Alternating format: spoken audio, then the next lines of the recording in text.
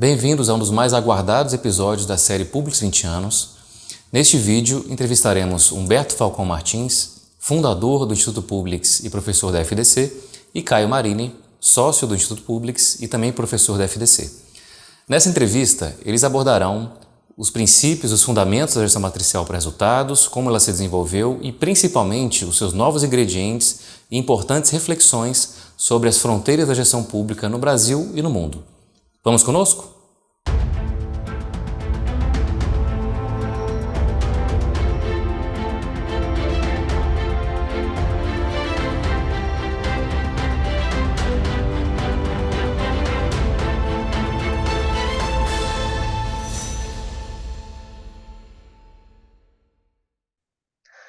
Olá, Caio, Humberto, satisfação enorme tê-los novamente conosco aqui na série Publix 20 anos. Como estão?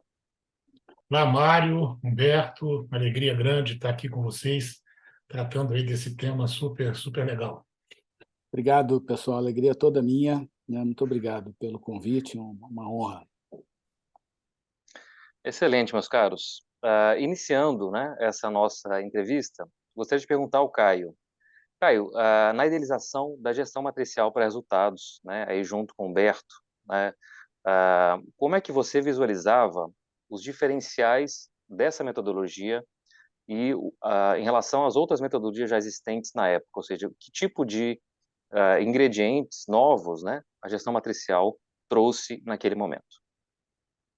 Muito bem, lá se vão 20 anos, dessa história, que, na verdade, surgiu muito antes disso, porque ela, de certa forma, estava meio que entranhada aí nas nossas reflexões, conversas, vivências, aí estudos, da administração pública, mas tem um ponto assim determinante, que foi um encontro ao redor de uma mesa, estávamos lá, Humberto, eu, Gilmar, Paulo Emílio, que era uma das referências, uma das experiências que a gente estava, naquele momento ali, aplicando, E eu me recordo que a gente tinha algumas preocupações de partida, que, de certa forma, mesclavam inquietações, lacunas que a gente percebia, tanto do ponto de vista metodológico, enfim, da produção acadêmica vigente, e, em especial, das práticas, daquilo que a gente tinha vivenciado até então, a experiência nossa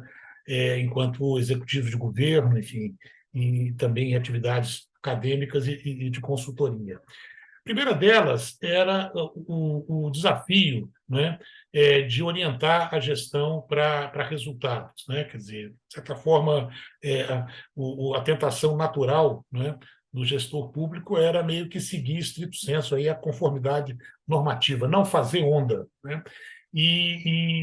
obviamente, isso não tinha a consequência que se esperava de um bom modelo de gestão, que era criar valor, criar resultados aí para a sociedade.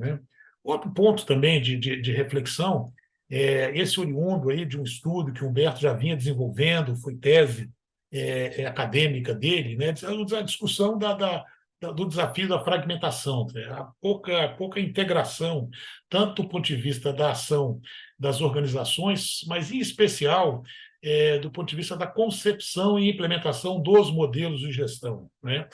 E uma terceira característica, que era uma motivação para que a gente levasse a cabo essa ideia, era o desafio da implementação. Era um momento que a gente assistia, de certa forma, uma certa emergência de formulação estratégica no país, fora do país, boa parte dos ministérios, nos estados, nos municípios, haviam formulações estratégicas, inclusive de qualidade, o que colocava o desafio do fazer acontecer, o desafio da implementação.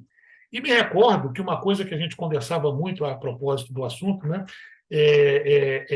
era exatamente a ideia de não reinventar a roda. A gente queria algo que fosse simples, que tivesse utilidade e que se apropriasse um pouco das diversas metodologias, aquilo que houvesse de bom em cada uma das metodologias existentes, mas que, fundamentalmente, tivesse utilidade, que pudesse, de certa forma, agregar e contribuir para o desenvolvimento da gestão pública. E, nesse sentido, o modelo começou inicialmente com uma concepção que tinha um foco muito grande na ideia matricial, né? Muito diferente da abordagem tradicional do matricial na gestão, que era matricializar órgãos de estrutura. A nossa preocupação ao usar a denominação inicial matricial era de vincular a formulação com as plataformas implementadoras, né? Então, era uma forma meio inovadora de trazer o tema matricial, né? Então, essa era uma das preocupações. E, fundamentalmente, o desafio de que o modelo pudesse trabalhar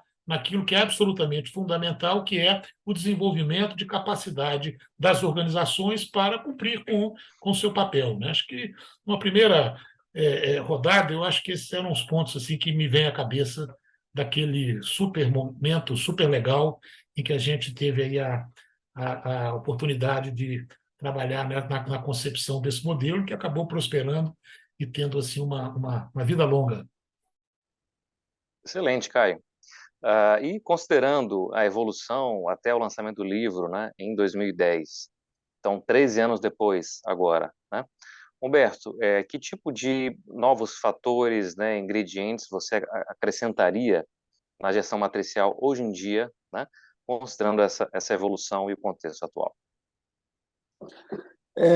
Bom, eu acho que houve muita evolução de contexto, né?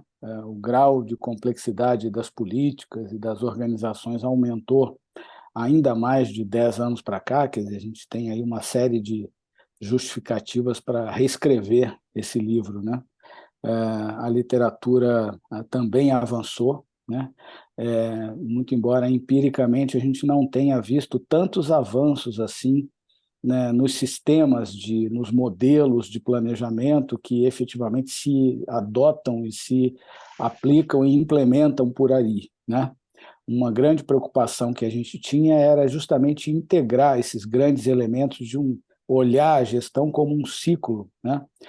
O planejamento é parte de uma coisa maior e a gente tinha uma tradição na administração pública brasileira de separar isso, que existe desde muito tempo. O planejamento era princípio lá na época do DASP, né? Depois houve uma tradição institucionalizada de planos, de ministério do planejamento, etc. Isso nunca foi visto integradamente como parte de algo maior, de um modelo de gestão para resultados ou gestão de desempenho no âmbito de governo. Esse desafio permanece vivo, né? Mais do que nunca. A gente vê aí o trato fragmentário dessas questões, né? Mas o que eu agregaria hoje são basicamente 4 grandes elementos a essa arquitetura básica de gestão matricial para resultados, né? Primeira delas, né, tem a ver com a dimensão valor. Ela já estava presente, né? Mas eu acho que ela ganha cada vez mais força. A ideia de valor não é um conceito simples, é um conceito até problemático, porque ele tem um problema claro de escopo, valor para quem, né? Os objetivos, interesses, demandas e visões dos interessados em algo são díspares, são conflitantes, as posições de poder são assimétricas, mas, ainda assim, a ideia de valor tem a ver com efetividade, a ideia de valor tem a ver com satisfação dessas partes interessadas, né? Mesmo com interesses em conflito. A ideia de valor tem a ver, e aí eu botaria mais tinta nesse terceiro elemento que eu vou citar agora, que é a resiliência social. Era um conceito muito vago há 10 anos atrás, né? Depois da crise da Covid, ele ficou muito claro, certo? O que é resiliência social? Você precisa de uma sociedade forte para reagir e resistir e aguentar o tranco no momento de crise. A crise foi uma epidemia, né? Mas tem outras no cenário, né? Tem crise, tem guerra, com consequências inusitadas, tem mudança climática, tem terrorismo, tem imigrações, ou por migração, crises migratórias com consequências humanitárias terríveis, que os sistemas de proteção social não aguentam, seja por conta do clima, seja por conta de guerras e conflitos, etc., etc. Então, e tem no cenário também algo que muito pouco se fala hoje, porque hoje é objeto de nosso encantamento, que é a crise cibernética, que ela pode estar relacionada a uma ruptura na infraestrutura de comunicação do planeta, né? É uma das catástrofes que está no horizonte. Eu não sou catastrofista nem colecionador de catástrofes, mas basta um vento solar um pouquinho mais empolgado para derreter milhares de satélites que estão lá em cima. E um outro aspecto dessa crise cibernética é a crise da inteligência artificial, que ainda não explodiu em crise, né? Mas ela está no cenário, quer dizer, essa ideia das máquinas assumindo progressivamente o controle de outras máquinas e da produção do conhecimento intelectual, né? O ChatGPT é só um pingo no meio dessa discussão, né? Representa um perigo absurdo para a humanidade, muito maior do que a mudança climática. Mudança climática tornou-se o foco politicamente correto das atenções, tá certo? Mais do que questões humanitárias mais prementes, como miséria, fome, exclusão, etc., que são mais desumanas até. Mas isso vai aparecer no horizonte, né?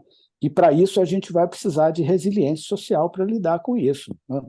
A ficção científica já está explorando bastante isso, né?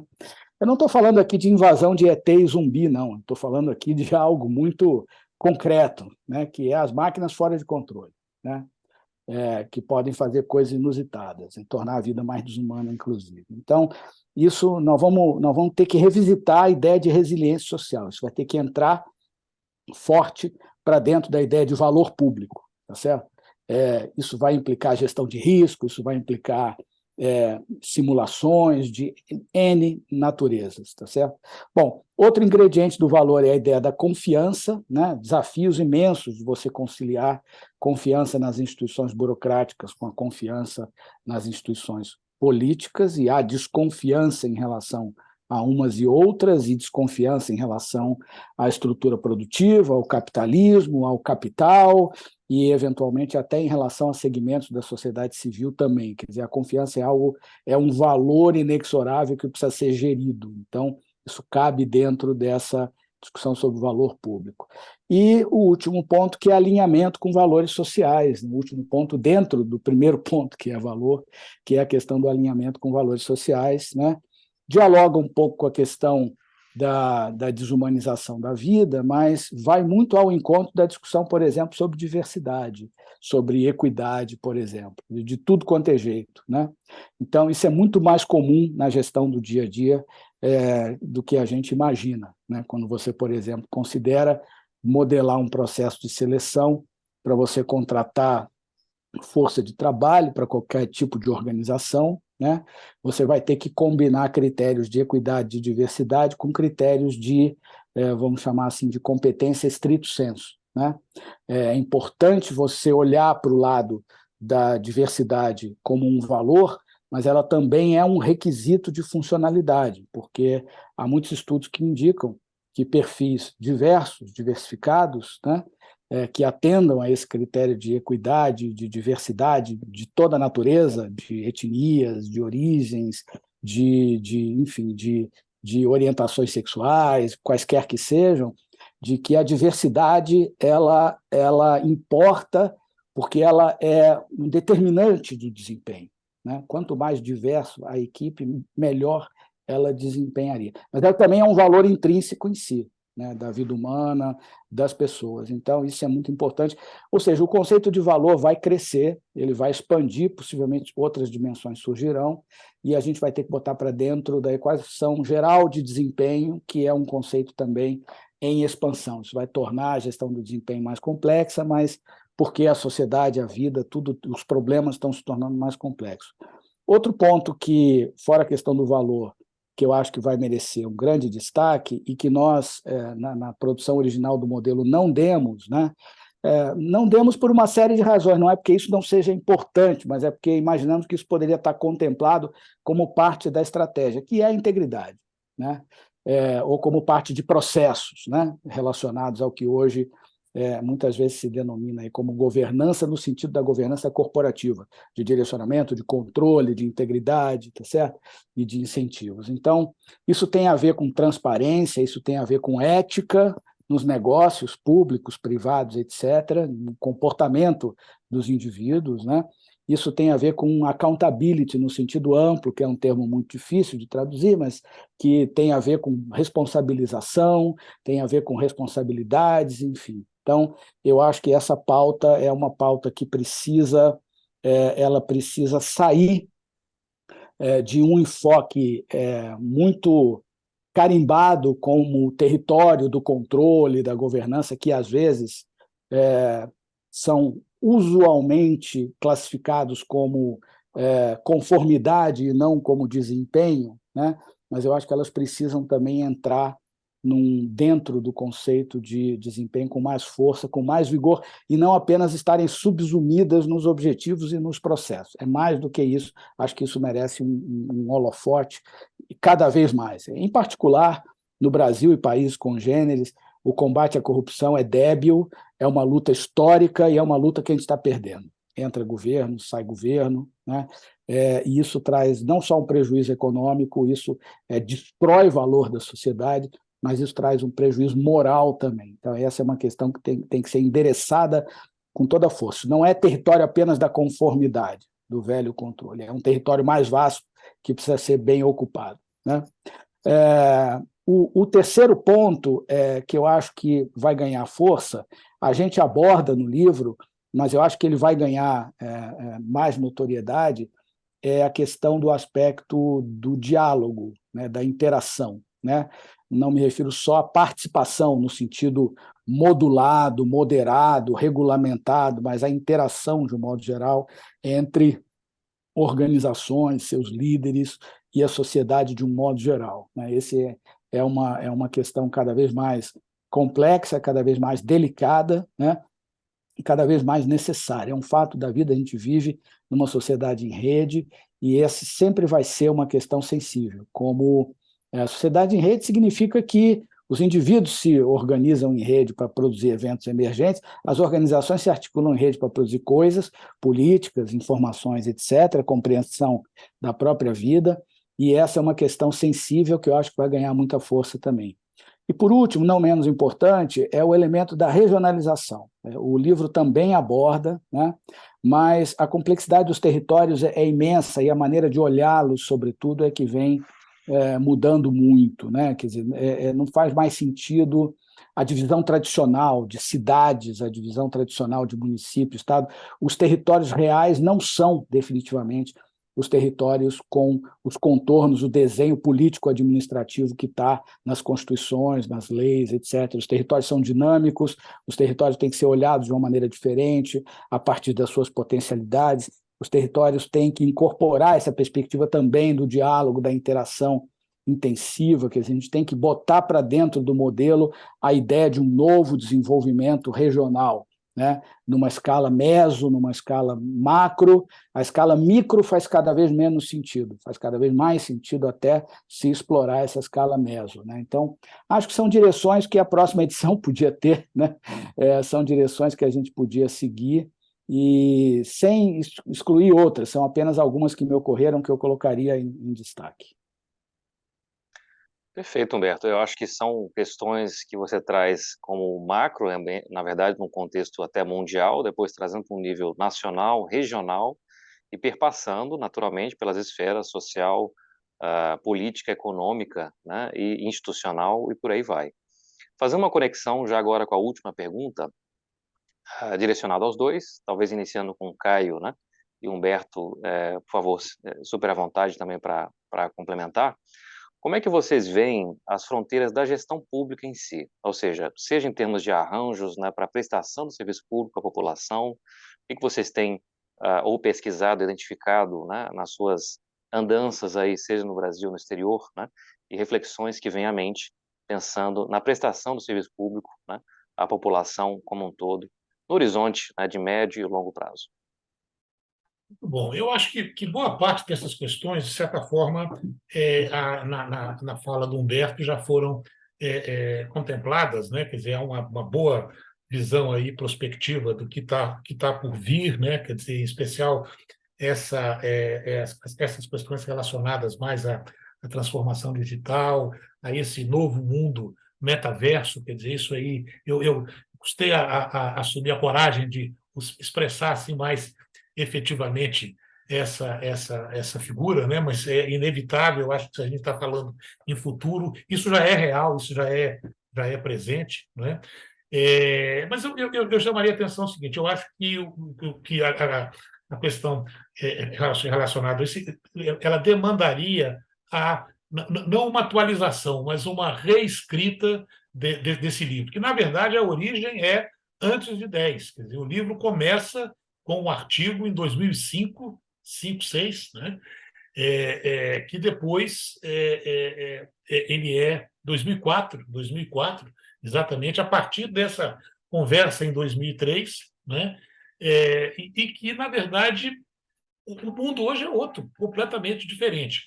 Mas eu acho que um ponto muito positivo e em favor aí do modelo é que tudo isso que a gente falou aqui, obviamente o modelo não tinha a pretensão de abarcar todas essas coisas, até porque todas essas coisas não estavam na nossa agenda quando a gente desenvolveu aí a ideia, desenvolveu o modelo, mas, curiosamente, o modelo não colide com essas ideias. Eu acho que ele pode ser um bom ponto de partida, né? Ele, obviamente, careceria aí de uma série de adaptações. Eu vou ficar em uma delas, né?